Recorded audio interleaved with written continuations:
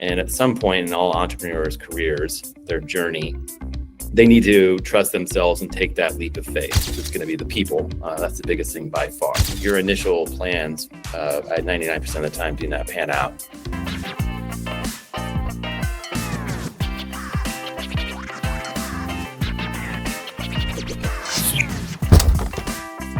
Hello, everybody. My name is Arham, and I welcome you in another exciting episode of the Business Narrative. Today, we have Chuck Pettid, EVP at Republic, and today we will be going to discuss a lot of things relevant to entrepreneurship, investments. Chuck, thank you so much for your precious time. Thank you, and thank you for having me. Should be a good talk. We've already connected before, so got a lot to talk about too. It's totally an honor for us having you on our podcast. I will directly jump into the first question. Like, there are many people who are doing stable jobs, but they never thought that they can be an entrepreneur. So, like, what was the pivotal moment in your career when you decided that you want to be an entrepreneur? There wasn't an exact moment, but there was a period of time after I had already gone through kind of corporate America and, cut my teeth there, got some really good experience and, learned a lot about business. The itch came sometime around 4 or 5 years into that experience, kicked off in part by going to grad school as well as working full time during grad school. Kind of started to see the light at the end of the tunnel there. But over that period of time, I developed what I call the leap of faith. And at some point in all entrepreneurs' careers, their journey, they need to trust themselves and take that leap of faith. I did, like I said, though, it took several years to develop it. It was also consciously, part of my decision because I wanted to make sure I had, the right experience, the right, stability. I had my feet on the ground. I wasn't just taking the first thing that came across my desk and, built up to it. But it doesn't happen overnight. I'm sure there are some cases for some individuals it does, but for me, it was, take your time and, organize and go about it from there. But taking that leap of faith, that is a moment in time that is key to all entrepreneurs. And you really do need to trust yourself before you take that leap of faith. And if you do, you're going to land. If you don't, you're not going to land. It's going to be pretty bad. Okay. Your insights are very helpful for us and for the listener as well. I want to know now, like, when you started your journey as an entrepreneur, you faced a lot of challenge. Tell me one challenge and what was the message you learned from that particular challenge? That initial challenge was you almost immediately recognize that everything falls on your desk and that you're required to do it. Part of that was coming out of institutional corporate setting where they had a lot of resources and things were taken care of for you without you even noticing. So you took a lot of those things for granted. Those come up immediately, and you can't take them for granted because you took that leap of faith. You want to be successful, and to be successful, you have to complete all those things you previously never thought about. So, in the day-to-day, it was, I kind of associated to, you're doing everything from, fixing the toaster to closing the big sale, and everything in between, and everything that comes beyond that too, which deals with a lot of operations, whether that be, finance or people, etc. Your success will drive things that you typically never had to cover before, and you need to. You have been working with many startups from last many years and you have been supporting them. Every person, he has an idea and he thinks that this idea is unique. So, like, what is your parameters when someone try to pitch any idea for the investment? So, like, how you invest in that particular startup? Can you tell some of the parameters? So first, there is no exact formula to, what we accept at Republic, or just what I accept personally as a potential investment opportunities. And that's really important for people to know. There isn't like a program you can go through to pick up, pieces A to Z that are going to lead to your success.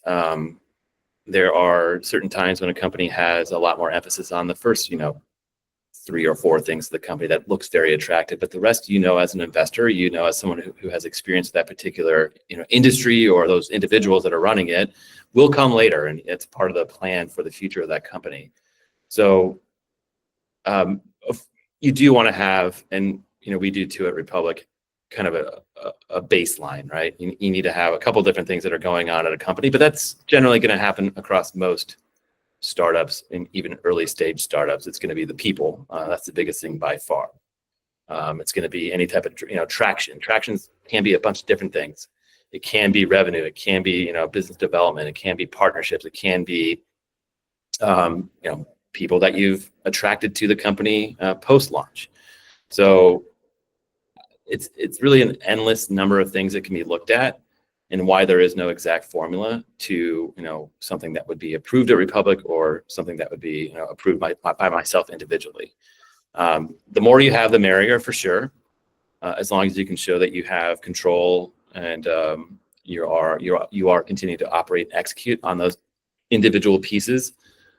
And there are a lot of different pieces to the puzzle when it comes to building out a company. But no kind of fluffiness. You can't be saying like, oh, we have a partnership with Amazon. Well, you just, like everyone else, you're getting a free AWS or something for the first 6 months. That's not a partnership with Amazon. So don't stretch it. Be real to yourself, to your investors, to the people that are looking at your company that maybe want to work with you or join you, etc. You have to lay out reality is an important step to take forward when you're building out a company. But again, I just want to emphasize, you don't have to focus on a formula. There's a lot of different ways that companies are successful. It's just finding your groove. Beyond funding, Republic has shaped itself a very big name in the industry. And on the other side, you lobbied fundraising of $5 million. Why? And like, what was the motive of raising funds up to $5 million? I would say 20 years ago, $1 million was quite substantial for companies. Today, it's not as much, and part of it's because of different, like people cost or technology costs, or even down to like operational costs. It's more expensive if you're outsourcing to an accountant or your team is heavy with travel. All that stuff adds up, and it doesn't give a company a realistic shot to succeed, especially ones that are going to take a while to get to revenue. If they are early revenue generators, perhaps $1 million can be a significant number, but 5 is a much healthier and rounder number for individuals and for companies to use for growth capital. And that's what you're trying to get them off and running on the ground, off the ground and running. And it takes a little bit more today than it did, say, 20 years ago. Granted, these rules came out, what was it, 9, just over 9-10 years ago. So I expect it probably to stick around that 5 number for a while. And then when it does go above, say, 5, say it gets above like even 10 or 20 or more, that will open up the doors to and become a real tool for later stage companies, where a lot of times for a later stage company, it's not worthwhile. It's not worth their time to go out and raise, $5 million. They need to raise 25 or 50 or 100. Now, granted, Republic shouldn't be a one-stop shop for individuals to raise their entire round from. It's always better if you use this as a value add. It's complementary to the total raise, and that's for various reasons. But one particularly is the marketing component that you get out of a campaign that is global, a campaign that is open to the masses. It's good for your product. It's good for your service. That's good for your brand. Even if you're working with a company that brand isn't important, like a B2B. It is actually important, because when it gets out to hundreds of thousands and millions of people, your company will be presented at some point to an individual that's a gatekeeper to some sort of business activity, partnership, service that you need, that you typically would not have gotten exposure to. So it's good across the board. Doesn't matter what industry, what your strategy is, what your model is. Having part of your total raise, whether it be your seed or your Series A, B, C, D, etc., getting extra exposure is good for all companies. You are a big believer of tokenizing, and how will this tokenizing asset will change investing for an average person? Because average person, a layman, he is not much aware of technology. So, like, how you will going to change the market with this particular initiative? It better create ease. And I think it already is headed that way. And then let's simplify it first. Tokenized assets, or a lot of people will blockchain this or that.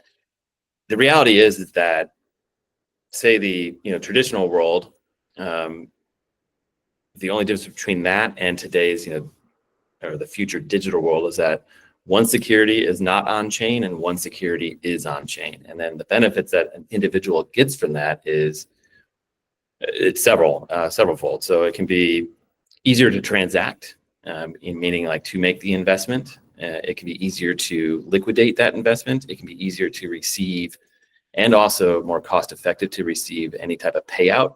So if the company were exited, or they provide a dividend, or they provide a revenue share, individual that has that security and a company that has put that security on chain, it's quicker, it's cheaper, it's easier, and a better user experience, say, than the traditional banking rails that we've all kind of grown up on, right? And to put that into perspective, why is that possible when a thing is on chain, when a security or an asset is on chain? Is because those securities are, and granted, you're going through the exact same process that you would have if you did it the traditional ways. There's still KYC, AML. You have to at times we have to have proof of funds, or even prove wealth for certain exemptions, etc. But those assets are tied to a digital wallet, and that wallet is there. That's your user experience. I think where the technology is headed today is that individuals really won't know if their investments, or even assets in general, are on or off chain, because the technology is being sophisticated, and individuals are starting to interact with on-chain activities that they didn't even know they were. And the benefits will still be there for the taking, or they'll actually maybe not even notice that they are getting these benefits of cost savings, or transferability, or accessibility, etc. So on-chain is an important thing. I think it's a natural transition that finance goes through every they'll go through some major material or industry change every few decades, and we're in the middle of one right now. It's exciting to see some of the optimization and efficiencies that are coming and will be coming out of it in the very near future. So if you are an investor or you are a founder, I think just realize that there will be a time very soon that you're not going to know if you're on or off chain, and most likely it's going to be on chain. Was acquiring the gaming platform Fig was a strategic move for Republic, and it had give you any sort of benefit? So that was back in 2020, we acquired a video gaming platform called Fig. That was important to us because it provided our investors and our users more optionality when it came to investing. At that time, most of what we delivered to our clients were equity opportunities. Fig was very much a revenue share opportunity, where individuals could participate in the revenues created by video game developers. We did several raises under that model. We have since paid back millions and millions of dollars to investors via revenue share. To be frank, though, 2020, these on-chain rails that we just talked about didn't exist. Had they of, it would be a heck of a lot less expensive today for us to pay out those dividends. Think about it like this: if you put in, say, $250 into one of those opportunities back then in 2020 or 2021, and those companies go out and pay a dividend of whatever it was that quarter, or that semi-annual or annual payment of $50. Well, that $50 payment comes with banking fees, whether it be ACH or wire, or even sometimes people want a check in the mail. Well, if that asset were on chain and it were in a digital wallet, we could pay in a stable coin, immediately to that individual for nominal cost. You don't have to worry about your bank charging a fee. We don't have to worry about ours charging us a fee that gets charged to the investor, et cetera. So it was really an opportunity to get into a different investment vertical, as well as a different investment security, i.e. going from equity to revenue share for Republic. That's why it's important. I think on top of that, we've Also, more recently, we're acquiring a company called INX. INX is a digital secondary platform, a licensed digital secondary platform. That's important for us and for our clients because as we push more and more of these assets on chain, those on chain assets can only be, if they decide to trade in secondary markets, they can only be listed on a digital ATS. And INX has exactly that license. So you'll see over the next few months and even into next year, updates to our product that will, eventually house all these on-chain assets that people have invested in, and they'll be living on what will be then Republic's digital ATS and freely tradable by individuals around the world. For the most part, regardless of wealth or things that typically would block them from trading secondary or making secondary transactions.